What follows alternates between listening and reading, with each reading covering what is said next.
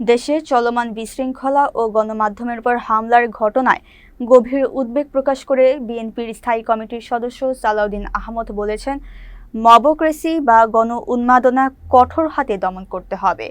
এক্ষেত্রে প্রশাসনের আরও শক্ত ও কার্যকর ভূমিকা প্রয়োজন বলে মন্তব্য করেন তিনি।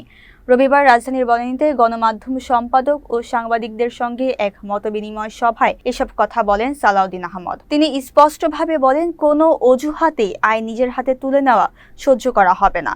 দেশের আইনশৃঙ্খলা পরিস্থিতি নিয়ন্ত্রণে প্রশাসন দৃঢ় অবস্থান নিশ্চিত করার আহ্বান জানান তিনি। প্রথম আলো ও ডেইলি স্টার কার্যালয়ে হামলার প্রসঙ্গ টেনে সালাউদ্দিন আহমদ বলেন, কিছু গণমাধ্যমকে আগে থেকেই টার্গেট করা হয়েছিল। তিনি প্রশ্ন তোলেন, টার্গেট হওয়ার তথ্য থাকা সত্ত্বেও কেন আগাম সতর্কতা নেওয়া হয়নি? কেন বারবার মবক্রেসির ঘটনা ঘটছে? তার মতে এসব ঘটনা সরকারের দুর্বলতা কি প্রকাশ করে। সালাউদ্দিন আহমদ বলেন, বাংলাদেশে এমন মবক্রেসি আর দেখতে চান না এবং এই ধরনের বিশৃঙ্খলা রুখতে প্রশাসনকে কঠোর ব্যবস্থা নিতে হবে। মতবিনিময় সভায় সাংবাদিকদের পেশাদারিত্ব ও দেশপ্রেমের উপর গুরুত্বারোপ করে তিনি বলেন, সাংবাদিকদের ব্যক্তিগত রাজনৈতিক বা আদর্শিক অবস্থান থাকতেই পারে, তবে দেশের স্বার্থে সবাইকে আপোষহীন থাকতে হবে। তারেক রহমানের আসন্ন স্বদেশ প্রত্যাবর্তনের প্রসঙ্গ উল্লেখ করে সালাউদ্দিন আহমদ বলেন, এই প্রত্যাবর্তনের মাধ্যমে দেশের গণতান্ত্রিক ভিত্তি আরও মজবুত হবে বলে তিনি আশা করেন।